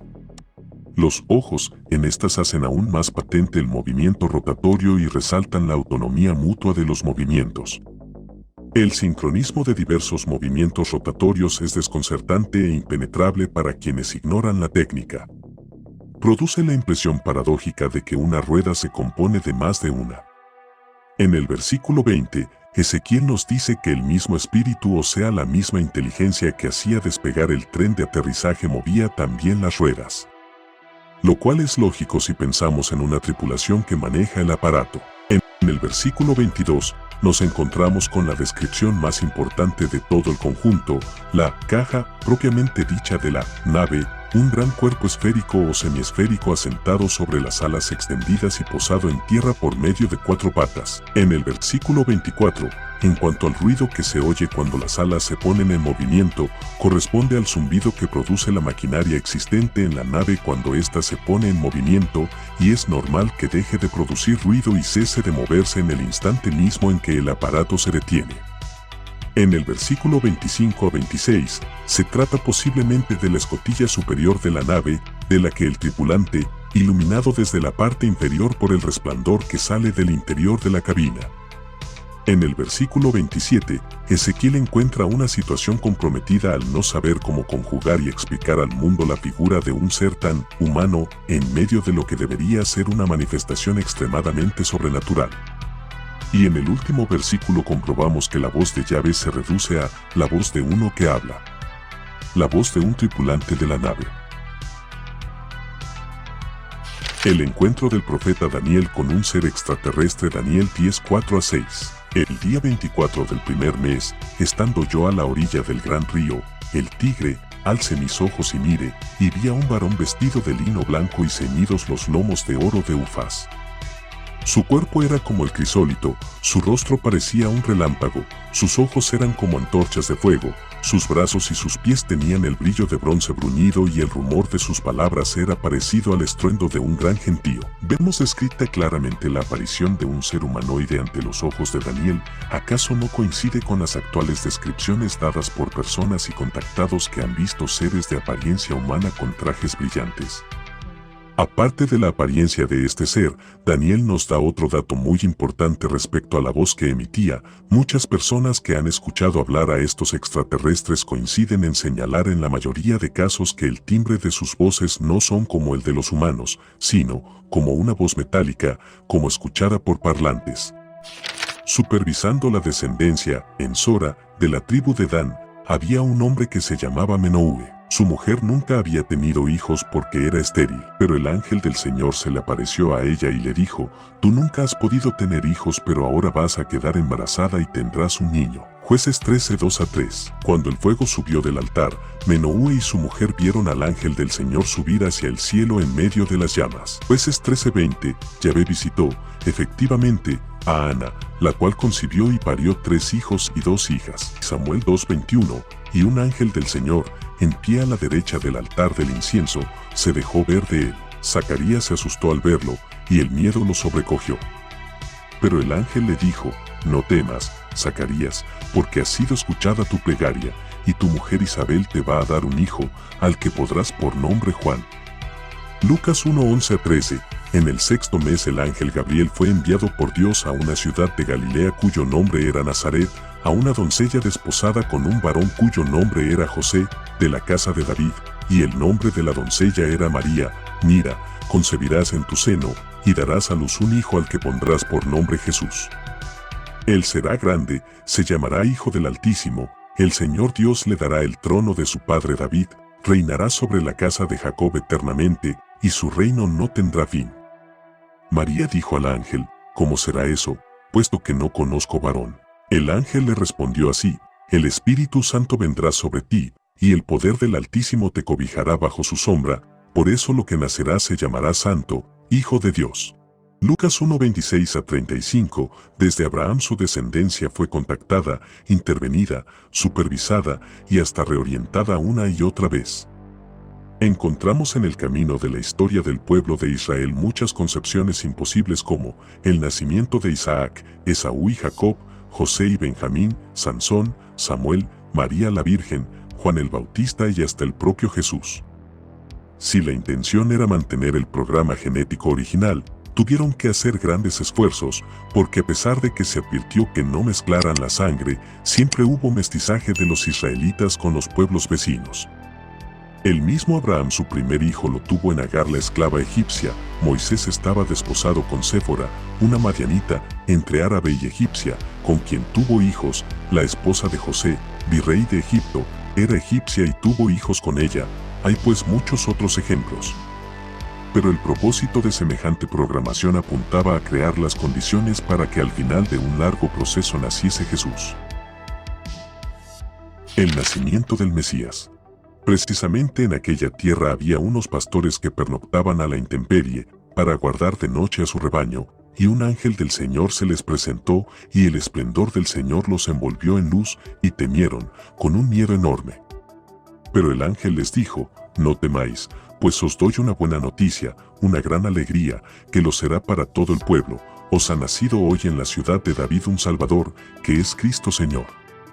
Y tenéis esta señal: encontraréis a una criatura envuelta en pañales y acostada en un pesebre. Y de repente se unió al ángel una muchedumbre del ejército celestial, que alababan a Dios y decían: gloria a Dios en las alturas. Y en la tierra, paz entre los hombres de buena voluntad. Y se dio el caso de que, cuando los ángeles se separaron de ellos hacia el cielo, los pastores se decían unos a otros: hala, vamos hasta Belén, a ver este acontecimiento que el Señor nos hizo conocer. Lucas 2:8-15. El nacimiento de Jesús fue un acontecimiento trascendental dentro de su simplicidad y humildad, que involucró tanto a la gente más sencilla de ese tiempo, como eran los pastores, así como a las altas jerarquías celestes, extraterrestres. Recordemos este importante simbolismo, por cuanto Abraham y su descendencia eran originalmente pastores, seleccionados por extraterrestres, y continuamente se repite en Jesús la figura del buen pastor, quien mantiene contacto permanente con ángeles.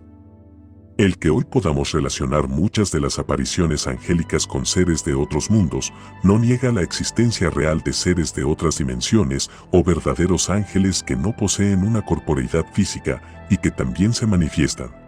El ovni de Belén. Se pusieron en camino los Reyes Magos, y de pronto la estrella que habían visto en Oriente iba delante de ellos hasta que, al llegar, se detuvo encima de donde estaba el niño. Cuando vieron la estrella sintieron una alegría enorme. Mateo 2:9-10.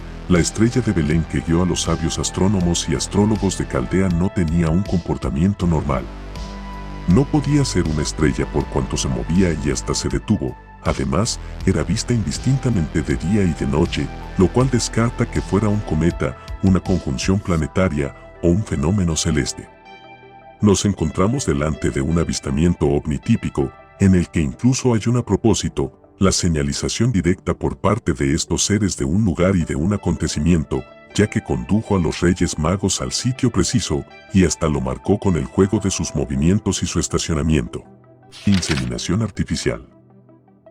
Para los ufólogos, María fue inseminada artificialmente por un ángel, y la estrella de Belén no era otra cosa que una nave espacial que guió a los magos hasta Belén. Eso dice el ufólogo británico Richard Lawrence, autor con más de 11 libros escritos sobre aliens y vida extraterrestre, quien declaró en su más reciente trabajo que Jesús sería un alienígena. Si nos basamos en la Biblia, la estrella de Belén tuvo 3 testigos que uno creería que se trata de fuentes confiables. Los guió a un lugar específico, no hay manera que sea una estrella porque no se mueven. Tenía un patrón, era una nave espacial. El Evangelio de San Lucas jamás dice que fueran 3 los magos de Oriente. Pero bueno, dejaremos pasar ese simple desliz a don Richard, como que el anuncio a los pastores eran también los seres extraterrestres que se dirigieron a estos cuidadores de ganado para avisarles que el experimento de inseminación había sido un éxito. Cada vez que una voz habla en los evangelios, para los ufólogos no sería la interpretación de la voz de Dios sino una nave espacial con un amplificador. Por ejemplo, cuando Jesús es bautizado, como nos relata Mateo 3:16-17, una vez bautizado, Jesús salió del agua. En ese momento se abrieron los cielos y vio al Espíritu de Dios que bajaba como una paloma y se posaba sobre él. Al mismo tiempo se oyó una voz del cielo que decía: «Este es mi Hijo, el amado, este es mi elegido». También cuando regresa de su ayuno y es reconfortado por los ángeles, estos no serían otra cosa que seres del espacio. Pero sí hay dos momentos en los cuales para los ufólogos Jesús era marcadamente un ser del espacio exterior, es en su transfiguración y en su ascensión a los cielos. Estos párrafos de los evangelios son el sinfín de deleite para aquellos que persiguen estas creencias. De Jesús en Mateo 17, 1-5, 6 días después, Jesús tomó consigo a Pedro, a Santiago y a su hermano Juan, y los llevó aparte a un monte alto. A la vista de ellos su aspecto cambió completamente, su cara brillaba como el sol y su ropa se volvió blanca como la luz. Enseguida vieron a Moisés y Elías hablando con Jesús. Pedro tomó la palabra y dijo a Jesús: Señor, qué bueno es que estemos aquí. Si quieres, levantaré aquí 3 tiendas, una para ti, otra para Moisés y otra para Elías. Estaba Pedro todavía hablando cuando una nube luminosa los cubrió con su sombra y una voz que salía de la nube dijo: Este es mi Hijo, el amado, este es mi elegido, escúchenlo.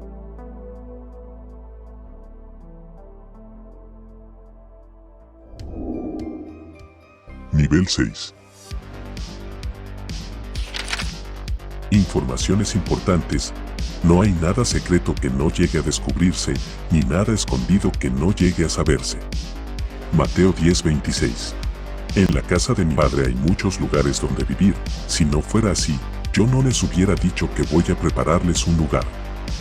Juan 14:2. También tengo otras ovejas que no son de este redil. Juan 10:16. Los evangelios advierten que llegará un momento en que serán esclarecidos todos los misterios y revelados todos los secretos, de tal manera que la humanidad verá la vida con otra visión. También se dice claramente que hay otros mundos y que tenemos hermanos allí, lo cual le da a la vida un hermoso y maravilloso consuelo. La transfiguración en el monte Tabor. 6 días después Jesús se llevó a Pedro, Santiago y Juan, su hermano, y a solas lo subió a un monte alto, Tabor. Y se transfiguró ante ellos, y su rostro relumbró como el sol, y su ropa se volvió blanca como la luz. Y de pronto se dejaron ver de ellos Moisés y Elías, conversando con él. Tomando Pedro la palabra, dijo a Jesús: Señor, más vale quedarnos aquí. Si quieres, podré aquí 3 tiendas, una para ti, otra para Moisés y otra para Elías. Todavía estaba él hablando cuando de pronto una nube luminosa nos cubrió. Y de pronto sonó una voz desde la nube, que decía: Este es mi Hijo querido, en el que me agradé, escuchadlo. Mateo 17:1-5, un nuevo encuentro cercano que rememora las experiencias del Éxodo, la luz y la nube, pero ahora los testigos son 3 de los apóstoles, que ven cómo Jesús entra en contacto con 2 personajes que desaparecieron entre 8 y 13 siglos antes, llevados fuera de este mundo. A partir de ese momento se oficializa que Jesús es el que culminará lo iniciado a través de esos personajes. La Biblia y los intraterrestres.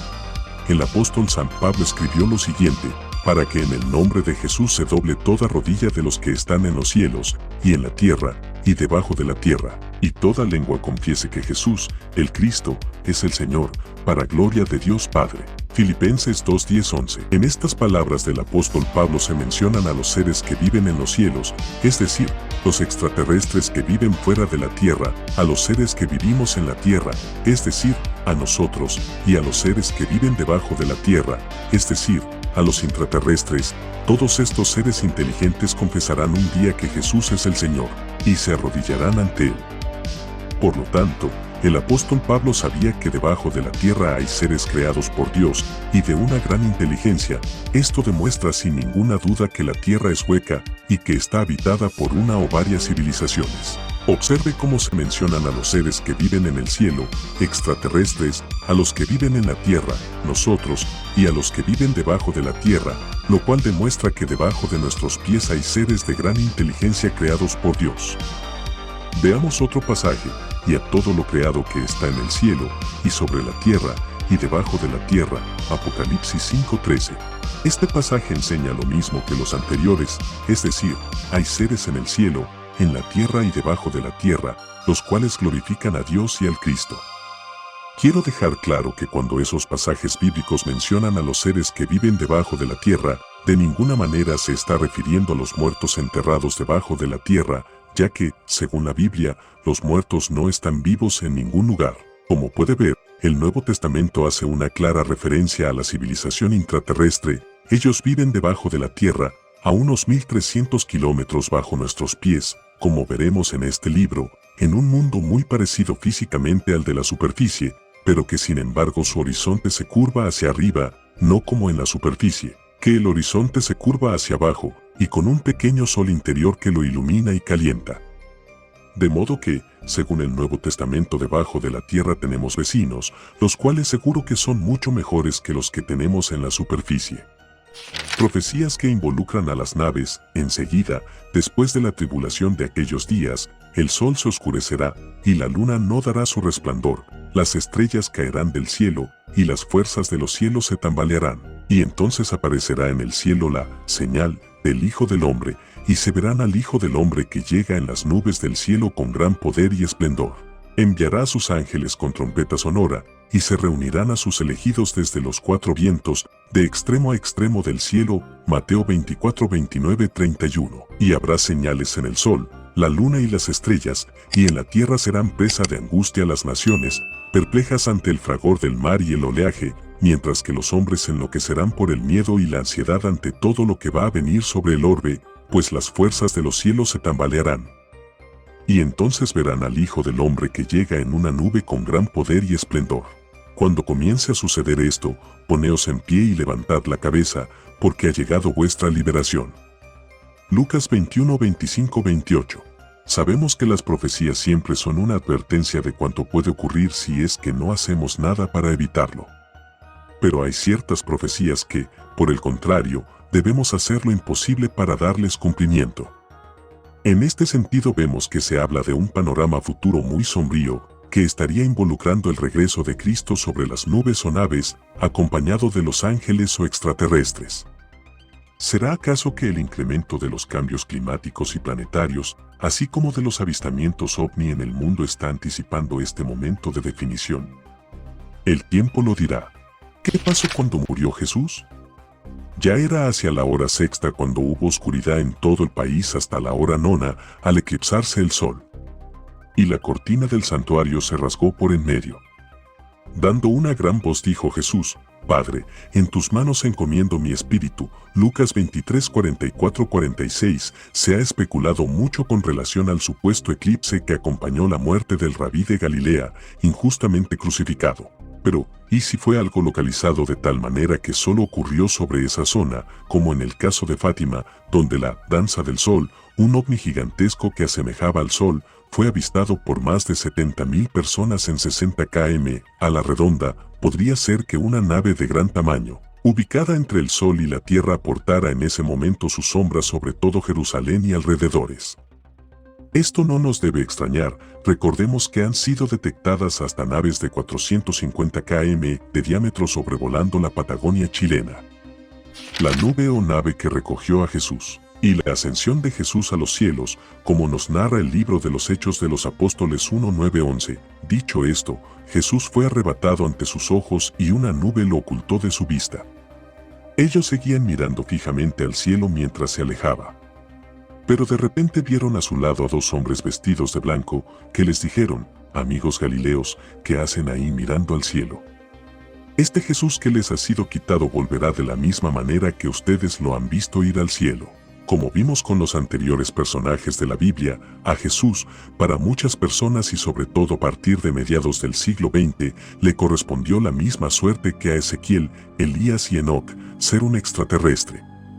Por su parte, el Señor Jesús, después de hablarles, fue elevado al cielo y se sentó a la derecha de Dios. Marcos 16, 19, los sacó afuera hasta cerca de Betania, y alzando sus manos los bendijo. Y se dio el caso de que, mientras los bendecía, se separó de ellos y era llevado al cielo. Y ellos, después de adorarlo, se volvieron a Jerusalén con gran alegría. Lucas 24, 50, 52, y después de decir esto se elevó mientras ellos miraban, y una nube lo recogió ocultándolo a sus miradas. Y según estaban mirando fijamente al cielo mientras él se iba, se les presentaron de pronto dos hombres con vestiduras blancas, que dijeron: Galileos, ¿por qué estáis parados mirando al cielo? Este Jesús elevado desde vosotros al cielo, volverá, así como lo habéis visto ir al cielo. Hechos 1, 9, 11. Los apóstoles fueron testigos de la elevación en cuerpo físico, regenerado con la resurrección, de la persona de Jesús hacia una nave, y también contactaron inmediatamente con algunos de los tripulantes de ese u otro aparato, los dos ángeles. Elías es abducido por un ovni. 4 de los Reyes 2, 11, 12, mientras seguían andando y hablando. He aquí que un carro de fuego y caballos de fuego separaron al uno del otro y subió Elías en un torbellino al cielo. Eliseo miraba y clamaba, Padre mío, carro de Israel y su caballería. Y no lo vio más.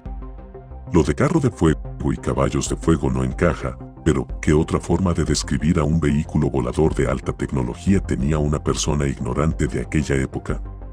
Solo era comparándolo con lo que conocía como medio de transporte, una carreta tirada por caballos. Para apoyar este punto, actualmente se han visto ovnis que poseen una especie de tren de aterrizaje consistente en tubos o patas que se apoyan en el suelo cuando aterrizan. Esta complicada estructura pudo ser relacionada equivocadamente con las extremidades de un caballo. En este pasaje vemos un encuentro del quinto tipo, donde Elías es secuestrado y llevado en la nave por Yahvé. Lo que vio Juan en Patmos, yo me volví para ver la voz aquella que habla su fuerza. Apocalipsis 1, 12, 16. En cuanto al misterio de las 7 estrellas que has visto en mi mano derecha, y los 7 candelabros de oro, las 7 estrellas son los ángeles de las 7 iglesias y los 7 candelabros son las 7 iglesias. Apocalipsis 1, 20. Después de eso, vi una puerta abierta en el cielo, y la voz primera que yo había escuchado, como de una trompeta que hablaba conmigo, estaba diciendo, sube aquí, y te mostraré lo que tiene que venir después de esto. Enseguida entré en éxtasis. Resulta ser que en el cielo estaba puesto un trono con alguien sentado, y el que estaba sentado era de aspecto parecido a la piedra de jaspe y cornalina, y alrededor del trono había una aureola de aspecto como la esmeralda. Alrededor del trono, 24 tronos, y sentados en los tronos 24 ancianos vestidos con vestiduras blancas, y ante el trono había como un mar transparente, parecido al cristal. Apocalipsis 4:1-6. Juan, el discípulo amado, fue deportado por el emperador romano Dionisiano al Azaral del cuarto tipo, ingresando a esa otra realidad a través de una puerta interdimensional, Sendra. Cuando le informan sobre los 7 ángeles de las 7 comunidades cristianas, iglesias, le estaban explicando que había sido asignado un ser extraplanetario a cada una de esas comunidades para que las guiara y protegiera, como suele ocurrir en la actualidad con los grupos de contacto extraterrestres. Digo esto, sin que con ello quiera comparar los movimientos contactistas con una religión. Pienso que hay suficientes religiones sobre la faz de la Tierra como para inventar una nueva, y menos aún, a la luz de seres que siendo materiales, no son mejores que nosotros, y que también tienen mucho que aprender. En su experiencia, Juan el Evangelista es llevado delante del consejo mismo de los 24 ancianos, o gobierno de nuestra galaxia, donde es instruido y advertido de cuánto puede ocurrir y de cuánto ya ha ocurrido en nuestro mundo. La intención siempre será advertir para corregir.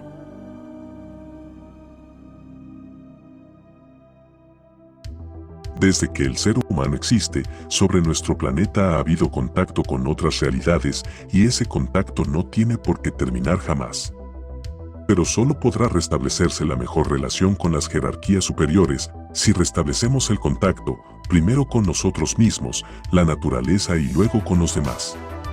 Hay todo un plan cósmico que ha ido variando en la medida que la humanidad ha ido madurando y labrando su propio futuro, pero que también involucra a esos otros seres y dimensiones. Por tanto, llegado es el momento en que asumamos definitivamente nuestra responsabilidad y enfrentemos el conocimiento profundo de quiénes somos, por qué existimos y hacia dónde vamos. Pero la respuesta, como todo en la vida, está dentro de cada uno, en esa otra realidad. Sin juzgar tus creencias, siempre es bueno conocer 2 o más versiones de una historia. Si llegaste hasta aquí, no olvides suscribirte y activar la campana. Me ayudas a crecer y a seguir liberando más contenido. Agradezco tu apoyo y de momento sígueme en mis redes sociales. Los quiero y me verán pronto. Yo observo todo lo que transcurre aquí, pero no debo, no puedo, no voy a interferir. Yo soy el Pingüino.